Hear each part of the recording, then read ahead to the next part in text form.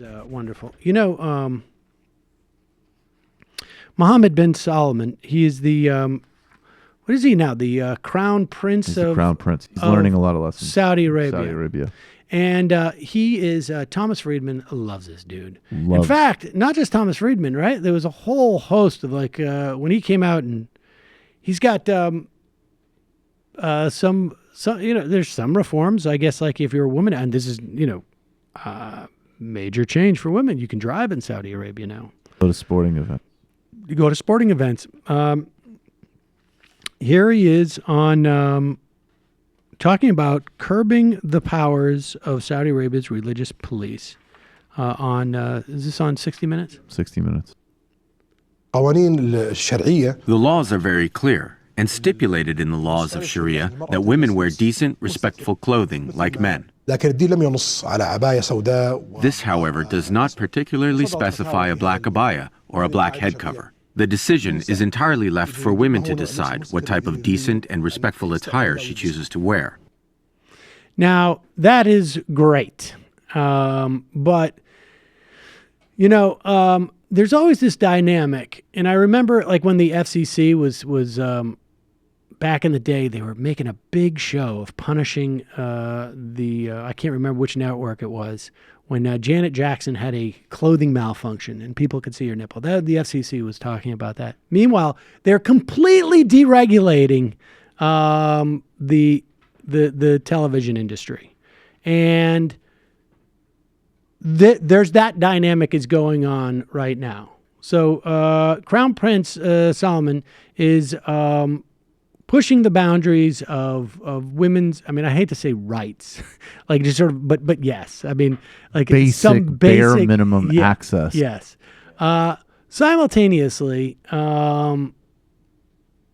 he is also responsible for pushing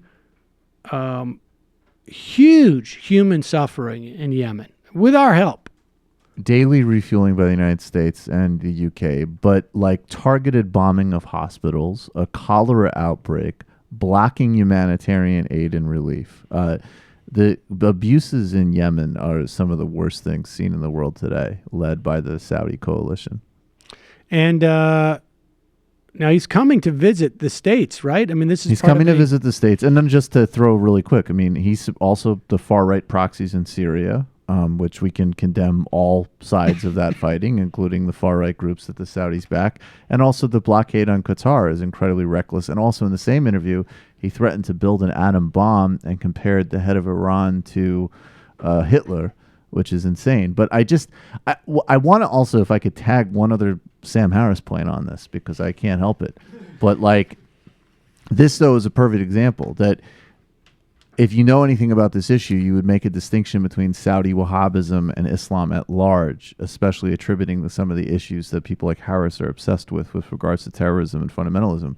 And this shows you even right here that politics and material interest always drive it, because this is a prince who, as part of a global rebrand, as well as a strategy to defeat rivals inside his own family, is reconstituting what religion means inside the most conservative place in the world with regard to state religion. And doing it so that he has free hand to wreak actual suffering. I don't want to say actual suffering, because I think, women suffer under this, but horrific, violent suffering.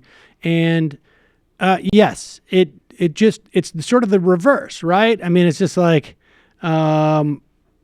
you can use that religion or religious emancipation either way, and it's that malleable if there is a broader political agenda that is driving it.